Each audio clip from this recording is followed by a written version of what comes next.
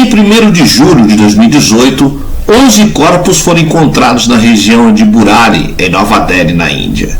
Era uma família composta de avó, 2 filhos, uma filha, as noras e os netos. Segundo relatos dos moradores, os Bhatia conversavam com vizinhos, estudavam e trabalhavam, se divertiam e participavam de comemorações.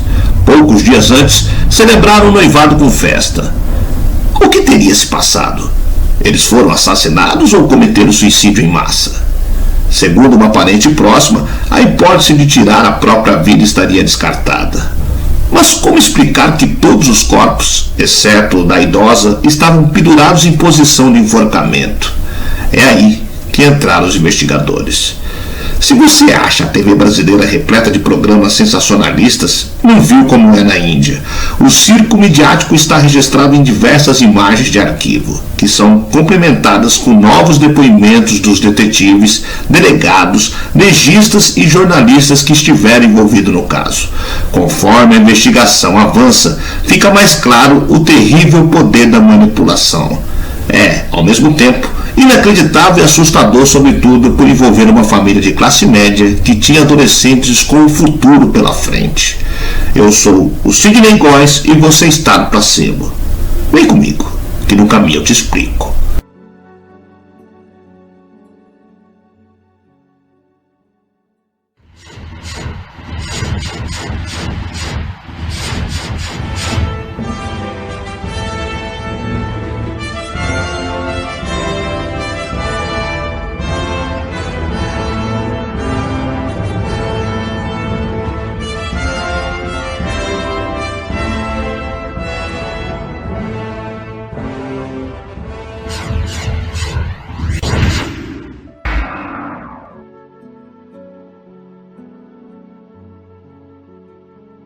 Vários detalhes surgiram até agora sobre a morte de 11 pessoas de uma família no Burari de Delhi.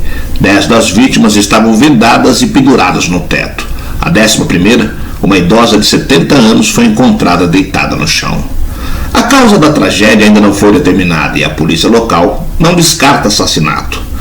Entre as vítimas estavam 2 irmãos, suas esposas e filhos e uma senhora. O cachorro da família foi achado vivo.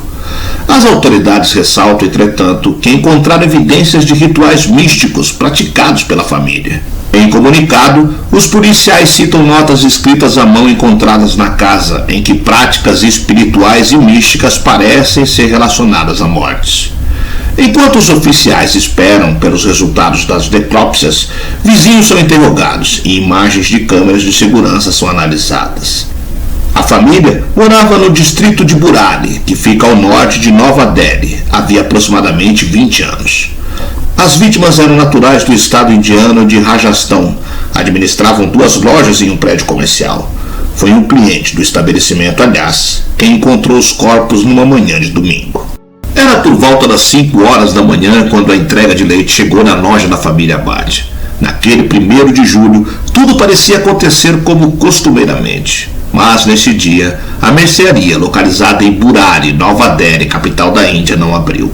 Às 7 horas, os fregueses já faziam fila para suas compras matinais. Com a situação atípica, os vizinhos dos Bhatia logo estranharam a situação. Aqueles momentos marcaram o ano de 2018 e seguem ecoando até hoje em todos que presenciaram o episódio. Tudo começou a ser revelado cerca de 15 minutos depois. Após inúmeras tentativas frustradas de comunicação com a família, já que ninguém atendeu às ligações, Gurcharan Singh percebeu que a porta da casa de seus vizinhos estava destrancada. Logo, subiu as escadas do local e deu de cara com uma cena terrível. 10 corpos estavam pendurados pelo pescoço na sala de estar. Atônito, Singh acionou a polícia de imediato. Afinal, era o começo de um mistério. Em minha carreira de 17 anos até agora, eu nunca vi uma cena de crime como essa e espero nunca mais ver.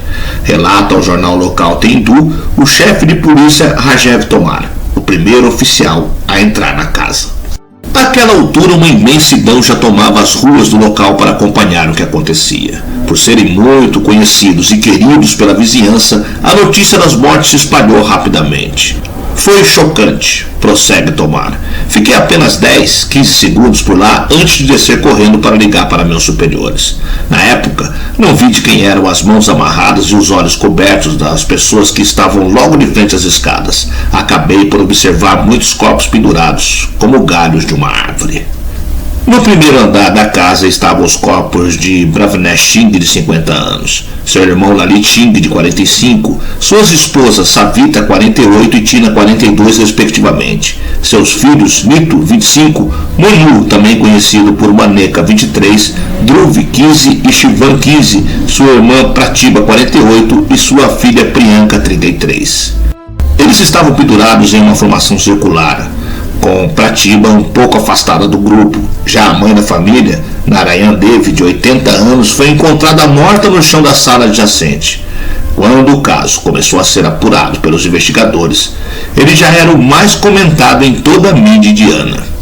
O sensacionalismo e a pressão popular começou a ditar o ritmo das buscas. Inicialmente, levantou-se uma suspeita das vítimas terem sido assassinadas, todas ao mesmo tempo, ou com um intervalo curto. Afinal, todos os familiares estavam com os membros amarrados, os olhos vedados e com as bocas amordaçadas. Outro ponto que alimentava essa teoria foi o fato de que todos eles serem queridos por seus vizinhos e sempre vistos como pessoas alegres e felizes. Contudo, alguns pontos passaram a intrigar os policiais. Se eles realmente foram mortos, como ninguém viu possíveis suspeitos, já que para cometerem tal ato, os policiais estimaram que cada membro teria que ser contido por outras 2 ou 3 pessoas. Além do mais, nenhum deles apresentava sinal de resistência ou de combate físico, e nenhum objeto de valor foi levado do local. Como tudo isso foi possível?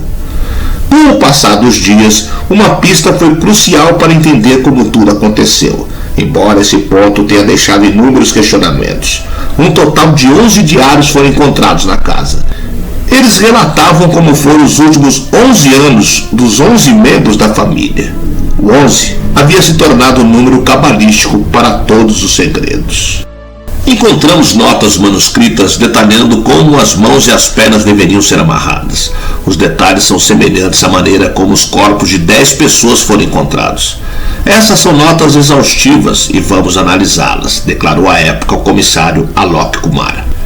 O ponto mais estranho disso tudo é que os diários foram ditados por Lalit, mas ele não teria sido o idealizador de tudo, mas sim o espírito de seu pai, Bhopal Singh, que morreu em 2007. As anotações começaram no dia seguinte à perda.